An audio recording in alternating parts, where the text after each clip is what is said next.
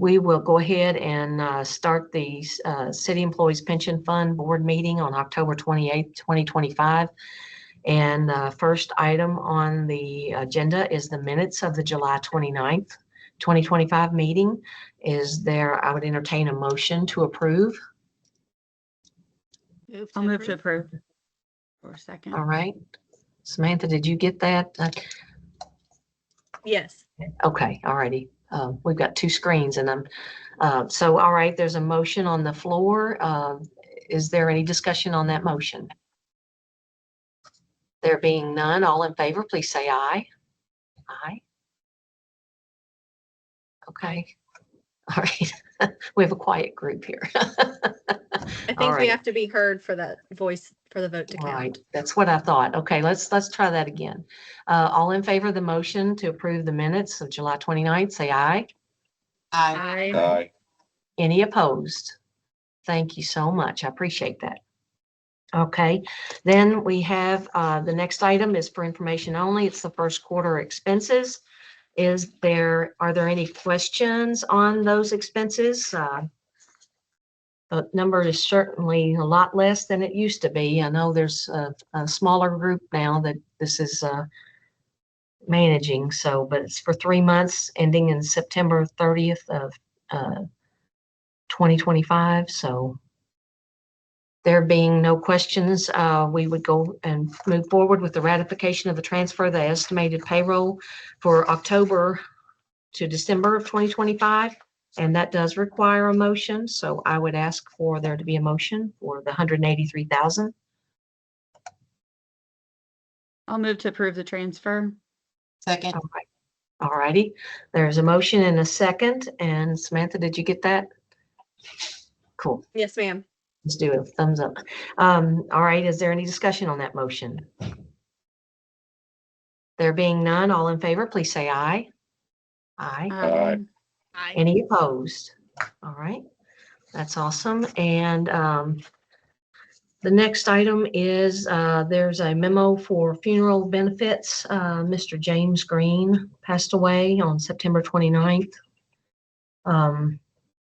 We need to approve a funeral benefit of up to $7,500 on his behalf.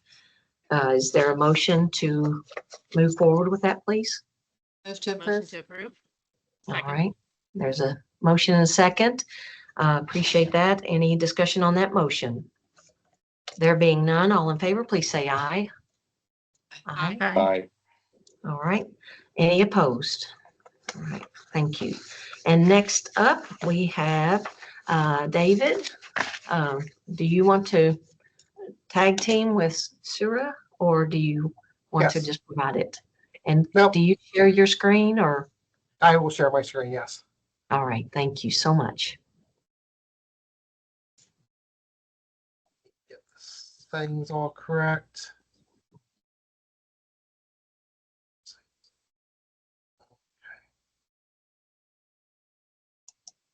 There we go. Okay, there we go. So as of September 30th, the pension fund has reached an important milestone. The total value of the pension fund exceeds $40 million. As of September 30th, it was $40,405,330. Once again, the portfolio is split up into two segments. The return-seeking portfolio that has a 60% allocation to equities and 40% allocation to fixed income securities. And then we've set aside the liabilities to defease all the pensioners' benefits, and that accounts for about 12.3% of the overall portfolio, or just under $5 million, $4,979,000. This is a little bit of stale information because we get an actuarial update every year. The actuarial update is as of June 30th, but we get the report sometime in late October, early November. So the next quarter, you will see an updated report. But just as a reminder, the pension fund is about 6.5 times more than the expected liabilities to be paid from the pension itself. Just A snapshot of the overall portfolio. The return-seeking portfolio increased in market value just over the 3-month period by $1.7 million. We had a total return during the quarter of 5.09%. Unfortunately, we slightly trailed the benchmark by about 35 basis points. Meanwhile, the liability defeasing portfolio, which is much smaller in nature, increased in market value about $76,000. There was about $3,200 of disbursements for that 3-month period, and the total return was 1.56%. Surya, do you want to just mention something about the tactical changes that occurred during the quarter? Sure, yeah, absolutely. We've noted that slight underperformance over the course of the quarter, and that's stemming from the slight underweight to equities coming into this quarter. If you go back to April, we had Liberation Day, we had the tariffs and an increase in uncertainty. And as a result of that, the investment committee adopted to underweight equities and overweight fixed income. And that was reflected in the portfolios through the months of May through July. Unfortunately, at that time, the equity market did rally. Our view was that given the uncertainty, it does make sense to have a more conservative defensive stance in the portfolios, knowing with an understanding that these are long-term portfolios and capital preservation is something that we pay a lot of attention to. So we had a slight underweight to equities that at a time when equity markets rally, and that had an impact on performance. But coming into July, the investment committee decided to unwind that underweight positioning. The reasoning there was that there was more clarity in terms of trade deals that were coming through, and the tariff rates that were initially imposed were being pulled back, and there were a lot more discussions around tariffs generally in places where they stayed, and overall trade deals were being negotiated. So with that as the backdrop, we said that the uncertainty is coming down, the earnings growth remains strong, and it does. We kind of took that as an opportunity to go back to neutral positioning across both equities and fixed income. And then through the quarter, we've continued to see the concentrated market within U.S. equities, where large cap growth has been a big part of that performance.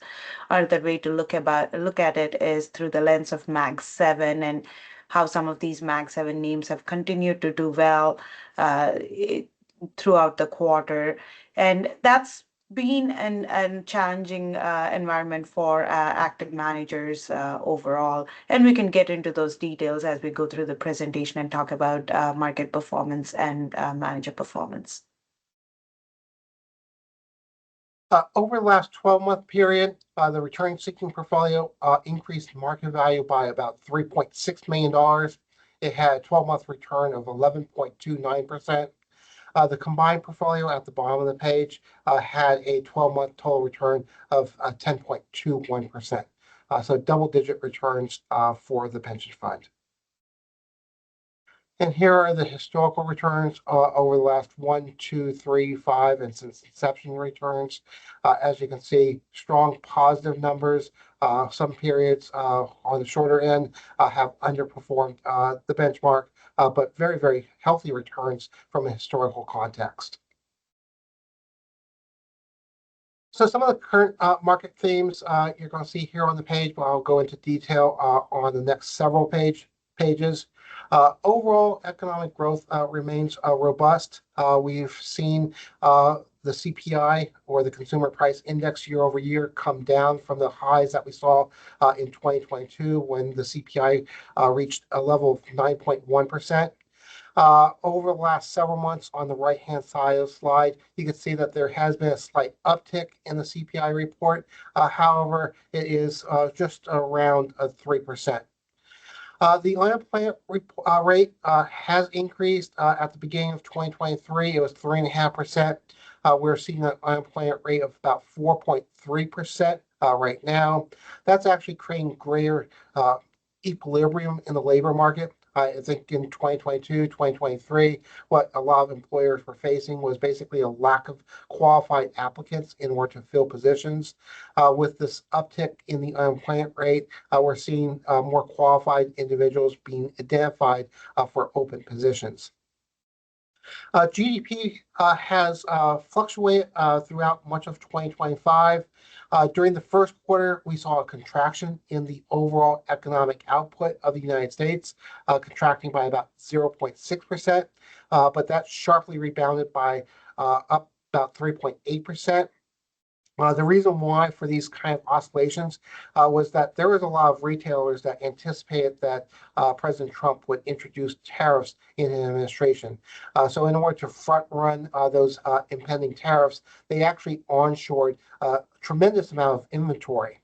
And by purchasing inventory and not actually selling it, it actually contracts, it actually hinders GDP growth. But as those inventories were wound down during the second quarter, you could see that the GDP report was quite positive. And overall, consumers continue to spend. We are seeing some early signs that maybe it's like the individuals on the lower end of the income spectrum are facing some struggles. We might going to see some additional challenges going into November, where SNAP benefits aren't expected to be paid out, which could actually hinder some economic growth during the latter part of the fourth quarter. There's been a lot of talk about tariffs. This particular chart just shows the overall increase in tariffs and the amount that's being collected. So far, year to date, approximately $200 billion of tariff revenues have been collected. The average collected tariff rate was approximately 12% as of August 2025.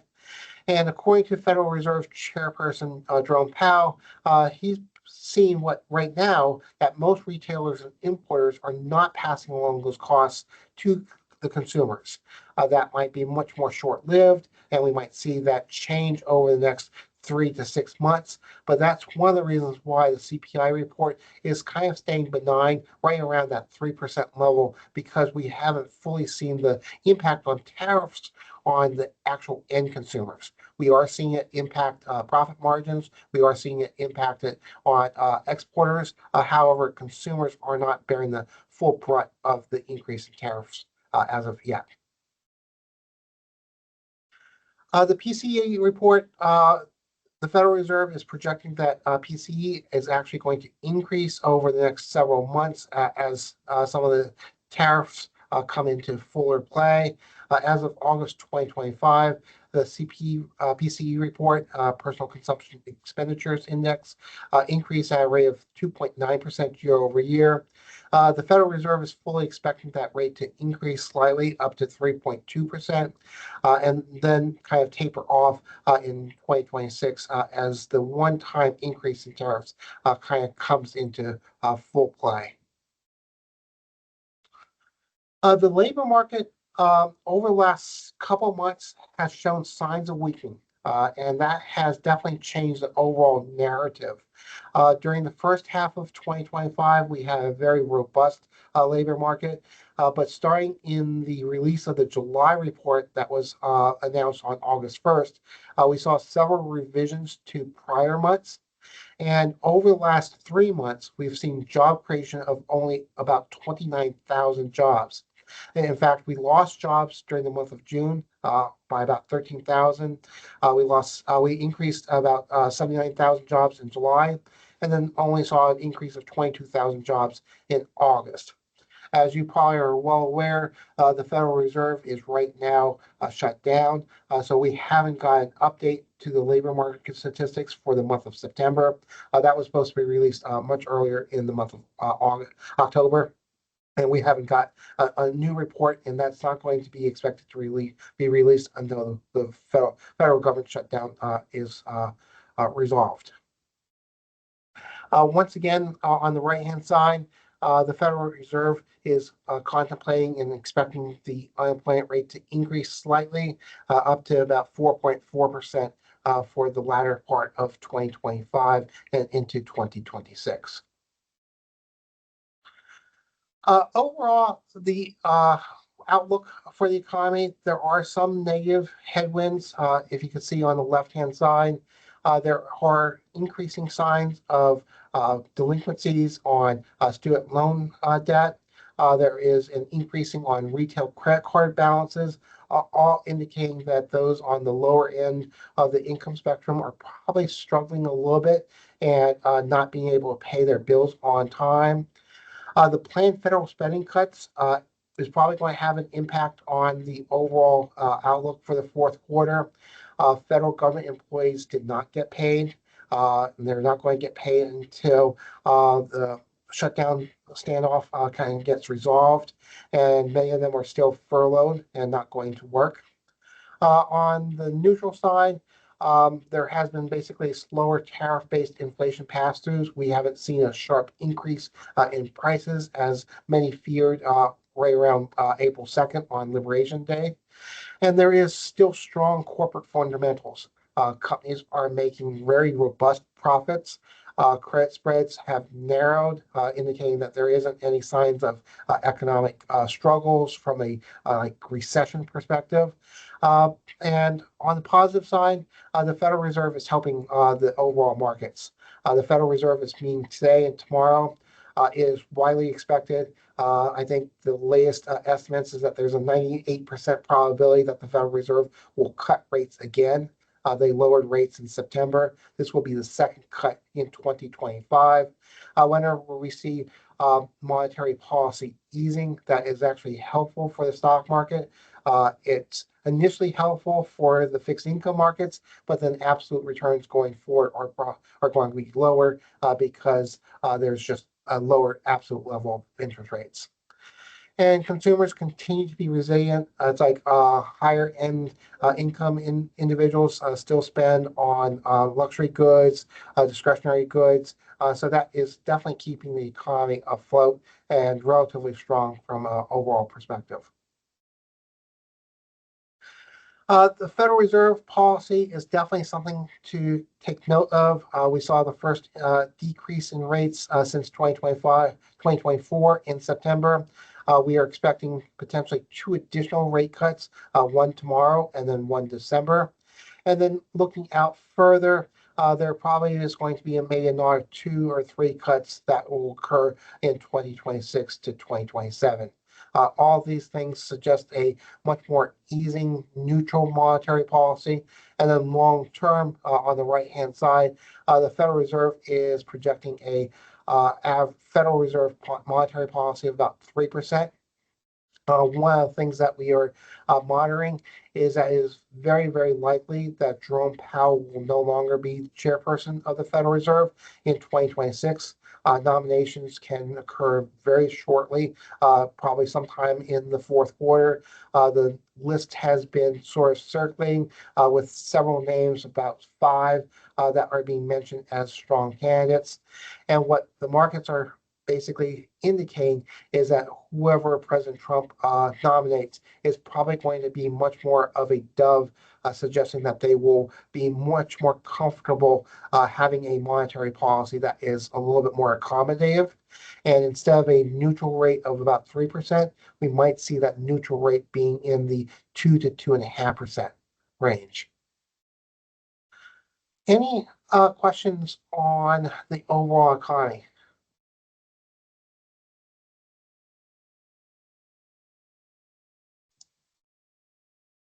I don't see any questions yet, David, so go ahead and continue, please. Okay, so yeah, do you want to pick up?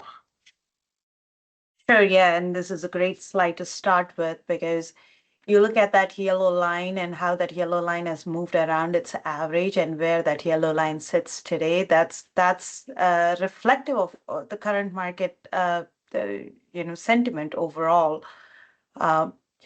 Where valuations are currently at, we are trading at a level that's higher than a 5-year average and a 10-year average. And why is that? If we go back, if we step back to earlier in the year, look at Q2 performance, we had some, double-digit performance come through from S&P 500 of 10.5, and that was the quarter when we had tariffs come through. Now move on to Q3, and then you had the passage of reconciliation bill, which removed the uncertainty around tax cuts. You had these trade deals happening. You had a pushback on a tariff deadline associated with China. And at the same time, you had some very strong earnings growth come through for large cap US equities. I say that the number was very strong because coming into the quarter, the expected earnings growth for Q2 was 4.9%. What ended up happening was that that number was 12%. So that's a very strong beat in terms of earnings growth that was seen.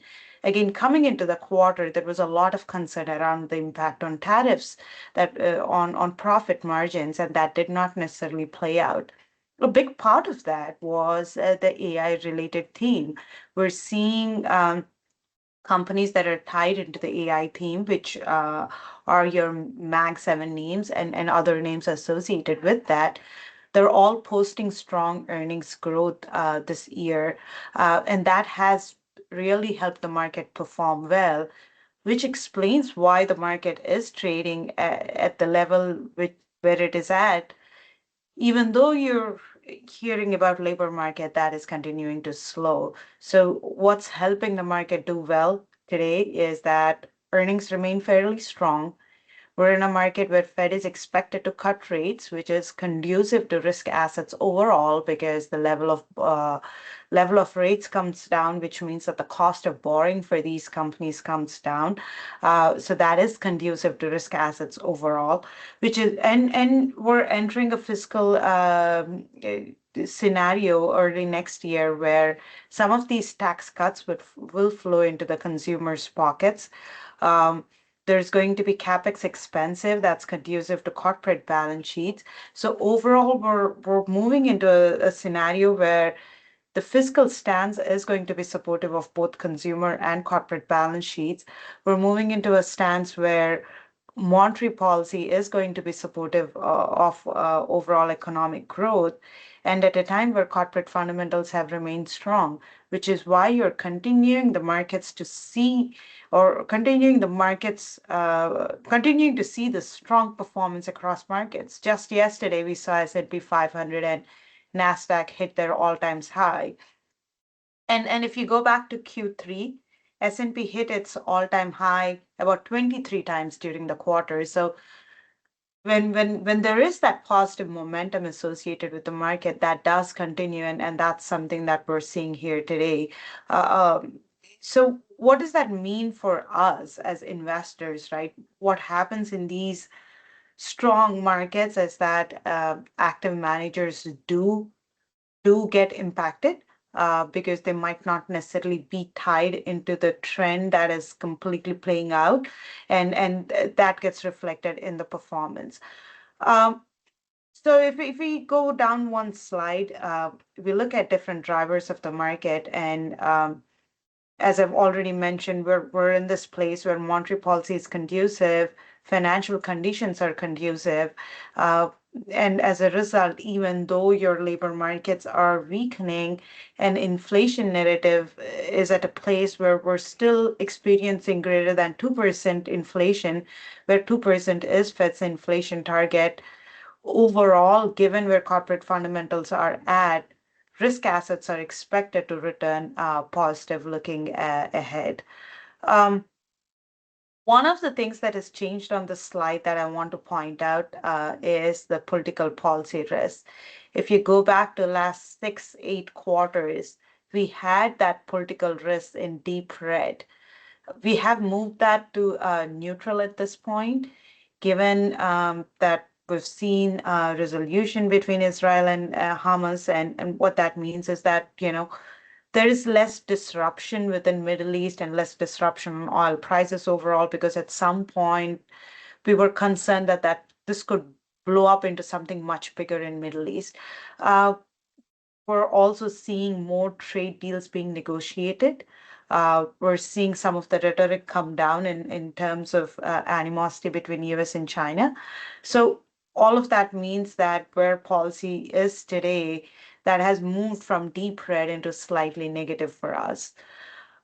So that's one big change that I wanted to highlight on this particular slide. And then moving down one more slide, we have our overall strategy overview. And what you see here is the blue dots are in neutral across the spectrum, which is while we are positive on economic growth, we're not necessarily sitting in the camp that we're closer to a recession at this point, or we are still remaining cautious given where valuations are at. On the equity market side, you've seen, I've shown on the other slide where the valuations are at, which is on the expensive side. Within credit markets, credit spreads are at historical lows. So we think that markets today are reflecting a lot of positive news.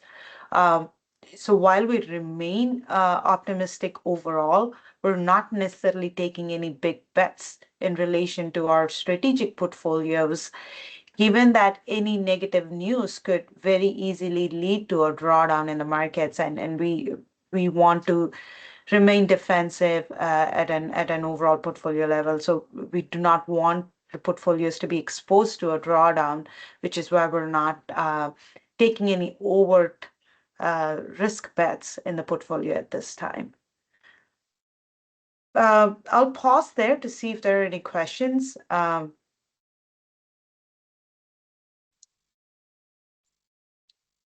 I don't see anybody's hands up, so. Yeah, great. So maybe I'll move on to the market performance for the quarter here, and let's get into the weeds a little bit. On a quarter-to-date standpoint, so for Q3, S&P 500 had a return of 8.12%. Russell 3000, which is the benchmark for domestic equity sleeve here, was up 8.18%, bringing the year-to-date return to 14.4%. And if you just follow that line to the right, you kind of see that the 3-year return for Russell 3000 was 24%. And this is the annualized return for Russell 3000. So we've had some very strong equity performance in the US over the course of last 3 to 5 years. If you kind of go down further on that table and look at small caps, though, the US small caps are reflected by Russell 2000 benchmark. The Russell 2000 benchmark was up 12.39 for the quarter, outperforming large caps. But if you look at that 3-year line and a 5-year line, it's behind the Russell 3. So what has happened in the last 3-5 years is that the large caps have done really well, helped by the large cap tech names. And that's being reflected in Russell 3000 performance, Russell 1000 performance. But very recently, small caps have finally started to outperform large caps, and that's on the back of expectation of Fed to cut rates here soon. Within international equities, MSCI EFA reflects developed ex-US benchmark and very strong year-to-date return of 25%. Versus a 14.4% for Russell 3. For the quarter, though, international equities were behind at 4.77 versus 8.18. But the big takeaway here is that for several years, international equities had underperformed domestic equities, and we've finally seen that turn this year. And that's reflected in that strong year-to-date performance across both developed ex-US as well as emerging markets. MSCI emerging markets are up 27.5% on a year-to-date basis and up 10.6% on a quarter-to-date basis. That strong 10.6% is driven by Chinese equities finally coming back strongly. If you go back to last year, Chinese equities had hit their all-time lows. And this year, with some resolution around US-China trade war and also domestic stimulus helping Chinese equities, we've seen strong performance coming out of MSCI China, which is reflected in MSCI EM because China makes up about 35 to 40% of MSCI EM benchmark. Moving on to fixed income, again, strong performance across fixed income markets as well. Bloomberg US aggregate returned 2% for the quarter and 6% for the year so far. ICE BOFA US high yield, which reflects high yield benchmark, that was up 2.4 for the quarter and up 7% for the year so far. Overall, very strong performance across risk assets, be it credit markets, be it equity markets on an year-to-date basis, and also on a quarter-to-date basis. I had mentioned Mag 7 early on when we were talking about the EI team. Mag 7 names were up 20% on a year-to-date basis compared to the 14% that you're seeing on the chart here. Mag 7 names contributed double the earnings growth compared to the rest of 493. So Mag 7 names were up about 15% in terms of their earnings growth, while the rest of 493 were up 7%. So you're seeing a distortion driven by these Mag 7 from a market return standpoint, from an earnings growth standpoint as well. But looking ahead, the earnings expectation for the rest 493 has been improving. Earnings growth across industrials, financials are improving as well. So looking ahead, we expect market to broaden outside of these top names at this point. So with that, maybe we can jump to the performance slide, Dave.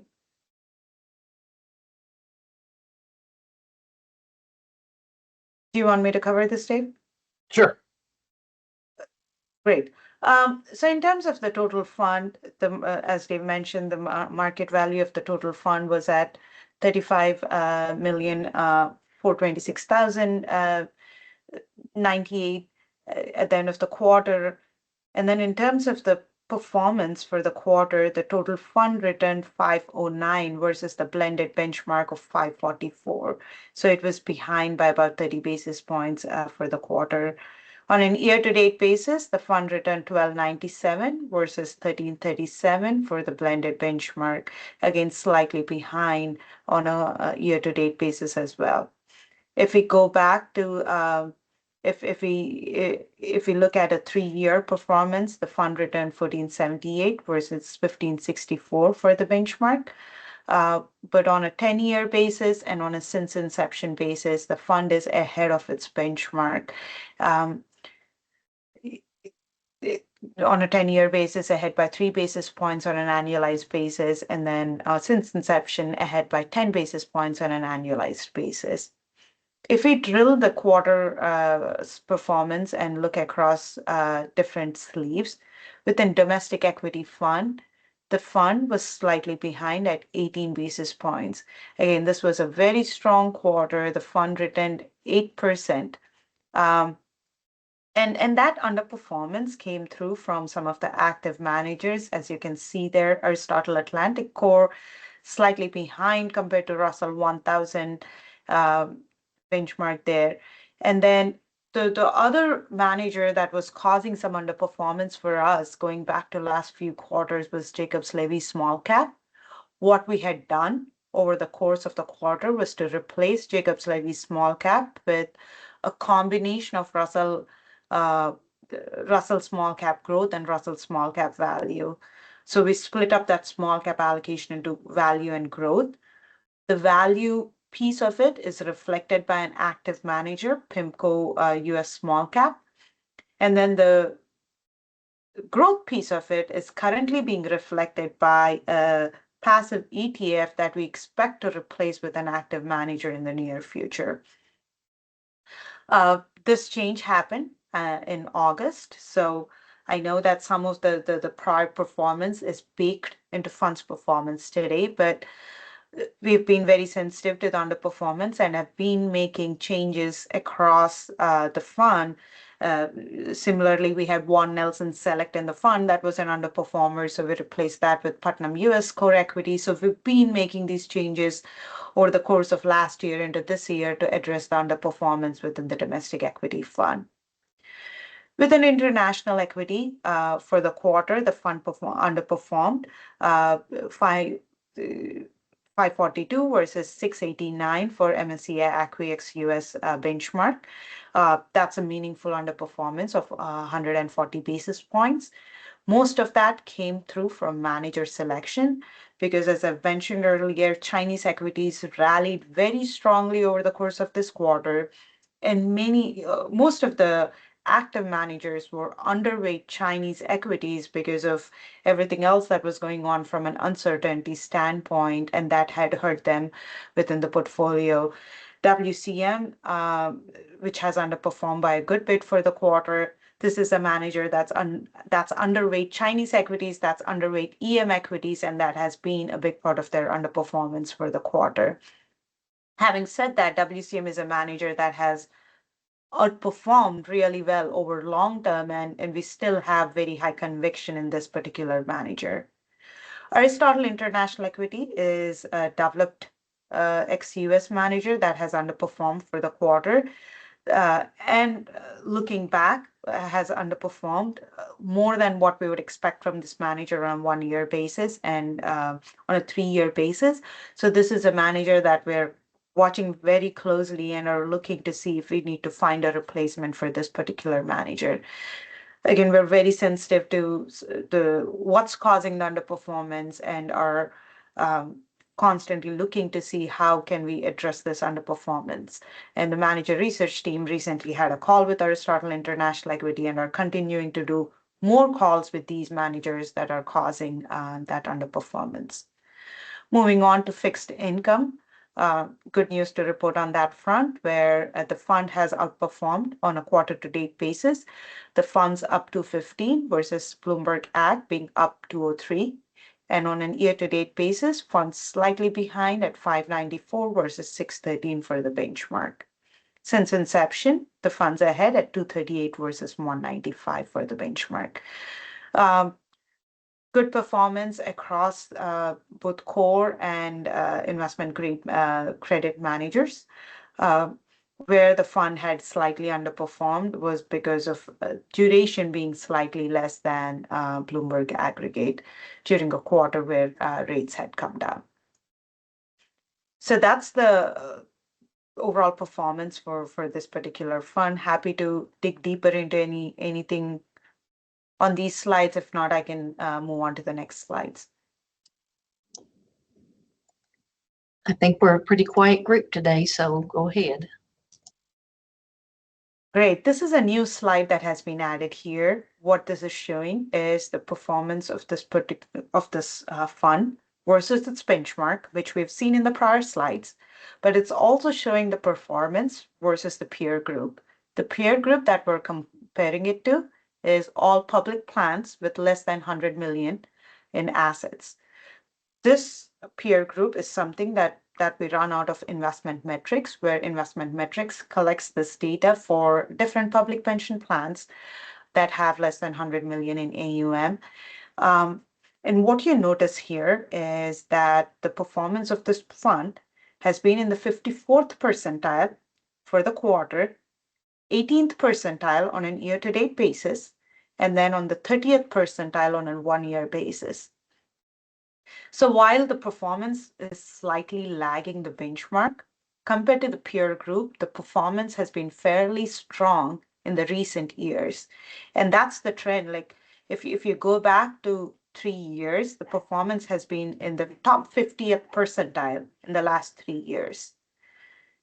If you go back to 5 and 7 years, though, you do see the performance lag its peers, even though the performance is very close to the underlying benchmark. The reason there is that many public pension plans tend to underweight international equities.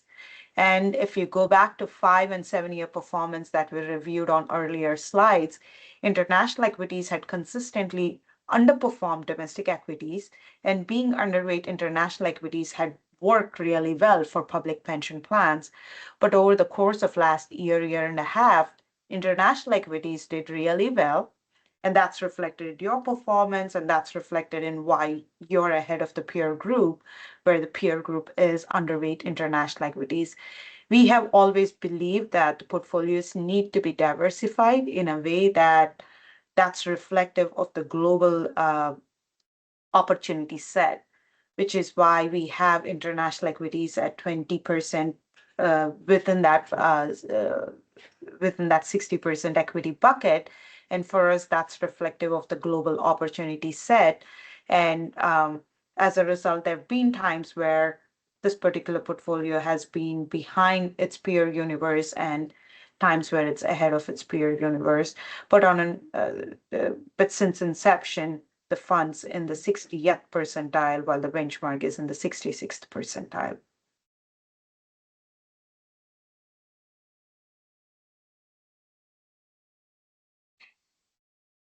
I think most of the other slides is things that you've already seen, just like the allocations to the benchmarks. And then the liability defeasing portfolio, as we've talked about, it's basically matched to all the expected beneficiary payments. So there's not much to talk about there. The overall yield to maturity at cost, about 2.81%. During this particular quarter, I think there's just a timing where it's like most of the expenses were reimbursed right before fiscal year end for the Lexington Fayette Urban County government. So I think October was when we saw the next draw. So right, just kind of slightly missing the report here. Overall, it's like we're looking at a high allocation to U.S. Treasuries, a small allocation to corporate notes, about 16.4%. And then in order to provide liquidity in order for those disbursements, the money market fund, which continues to offer a very attractive overall yield. So that's everything that we have prepared. If there's any other questions that we can answer, otherwise I'll turn it over to you. All right. Any other questions? I don't see anybody's hands raised or anything. No? Okay. Very thorough Susan? presentation. I think Yes, Eric, Susan? I have a question. Okay. Is that I know- Aaron? Yes, Okay. ma'am. Okay. I Yes, know ma'am. we've made some adjustments to, did we lose them? Oh, no, there they are. Okay, sorry. You guys moved around on my screen. I know, me too. Made some adjustments to the fund managers in hopes to address the underperformance. How long does that typically take to right the ship a little bit, if you will? Like what should our expectation be as far as starting to see that turn around? Sure, Do you have any yeah. So ideas? yes, absolutely. I am very closely involved with that process. I sit on our manager review working group, our First American Funds working group. I sit on our investment committee. So I'm seeing all the analysis being done, all the back and forth, and all the decisions being made firsthand, being a voting member of each of these. So I'm definitely very close to the process. And I'll say that we try to address the underperformance even before it's happening. So on a quarterly, monthly basis, we're looking at each individual manager and are saying, are they within the range of expected performance? Having said that, there are times when managers underperform. And the question then we ask next is this something that's expected? Is this something that they tide over? Or is this something that we need to take an action on? And that's what we've done with, say, Nuance All Cap Value, Champlain, Vaughan Nelson, those were all part of that First American Domestic Equity Fund. And then that's what we've done with Schroeder's Emerging Market within the International Equity Fund. These managers did not necessarily perform as we had expected. So moving on to that next step of like, okay, now they've underperformed, we're making these changes, what happens next? I think we tend to look at the performance through two lenses. One is what's happening in the broader market, and then two, what's happening at the manager level. So in terms of the broader market within domestic equity, I've noted the market concentration. I've noted how these Mag 7 names are having an undue impact on overall market performance. At this point, S&P 500's top 10 names make up 40% of the benchmark, which is the highest it has ever been. Mag 7 names make up 34% of the benchmark, which is the highest it has ever been. And typical, we're not investing in managers that will come to us and say, hey, I'm going to hold Mag 7 at 34% of the portfolio. We're like, no, we want diversification in the portfolio. We want you to have different return sources in the portfolio. We want you to build an all-weather portfolio that will work with or without Mag 7's dominance at all points in time. So, which is why we're being a little bit more patient with the managers. And then secondly, at the manager level, we are looking at how they're adding value at both sector level, at the stock selection level, at the factor level. So I would say that from the time we have made the decision to remove a manager and add a new manager to the time we should see some of that come through should be a 12 to 18-month process, because we're bringing in a new manager from more as a complementary to existing lineup. Sometimes the market headwinds are market headwinds. For example, low quality had rallied a lot over the course of last uh, quarter. And where that had impacted us is on the high yield side. I know that this particular portfolio does not have a dedicated high yield, but then I don't want my high yield managers to hold low quality high yield bonds. I am fine with the underperformance because, I don't want them to be exposed to any sort of default whatsoever in their portfolio. So there is some of that that's happening in the background that we're aware of that it's happening, but we're looking to the 8%, the strong 15% that we're generating, and we're asking ourselves, are we meeting the threshold that these public plans have laid out for us? Their discount rate is 7%, 7.5%. Are we meeting that threshold? Are we doing everything to meet that threshold? Sometimes that's enough rather than chasing the latest, shiniest thing, because we all know that there's other side to that. So that's what's giving us the patience to run with this process rather than trying to do something that's I would say reactive. Having said that, I would, to get back to the exact number, I would say it'll take time, because what's baked in is what's baked in, right? Once you've gotten rid of a manager, that underperformance is sitting there already. You need for this new manager to come in and outperform by so much Right. more to make up for that. And that does take time. Thank you. Are there any other questions or comments? Appreciate Sarah and David. Thank you all for this presentation. That being said, if there are no further comments about the investment review, we'll move on to the last item on the agenda, which is the next scheduled, the 2026 meeting schedule. And it has been brought to my attention that the normal timing of the next meeting would be on January 27th, and that is when the city-county address is being held. And so we would need to move that meeting to possibly the 20th of January at 10 a.m. And I believe it would be appropriate to have a motion to make that change if that day works with everybody's schedule. Did you say January 20th? Yes, yes, sir.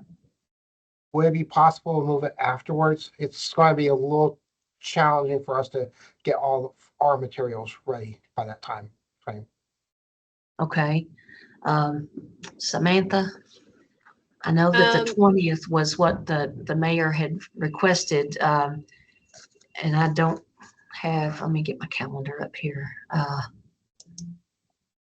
So if the 20th doesn't work at this point, if we could find another date that would work, I'll bring that to the mayor and see if that works for her. And then if that doesn't, then we'll just do the normal email process of finding a different date. Okay, I think that'll be appropriate, because if we wait, we have, the next one would go into February, so, and I don't want to be the one making those kind of decisions. I'm still the newbie kid on the block, so. So- Siri, what do you think? Do you think we could have all the materials ready by the 20th? We might be able to, but I'm not sure. Just from like an Okay. accounting and reconciliation standpoint, it's coming from the holidays. It does take time to get all of that in place, but we could try. I want to be respectful and try and not push them to have the information, because that is the entire purpose of these meetings. That's correct, yes. I think So that's a very I valid think point. we would be advised to maybe push back instead of forward. Thank you. All right. Well, I'll leave it to Samantha to communicate with everybody and to figure out a solution, and then be able to let everybody know when we would need to meet again. And having said that, there is no other business. Is there any other discussion or anything else that anybody else wants to add or say, or any comments? Do we need a motion to approve the calendar other than the January? No, ma'am. No? Okay. Okay, that was for information. Thank you. All right. Well, having said that, it's really good to see everybody, and I hope that everybody has a good rest of your 2025 and stay safe, and we'll see you at the next meeting. All right. Is there a motion to adjourn? So moved. Second. All right. All right. There's a motion and a second to adjourn, and we will be adjourned. And everybody take care. Okay. Thank you.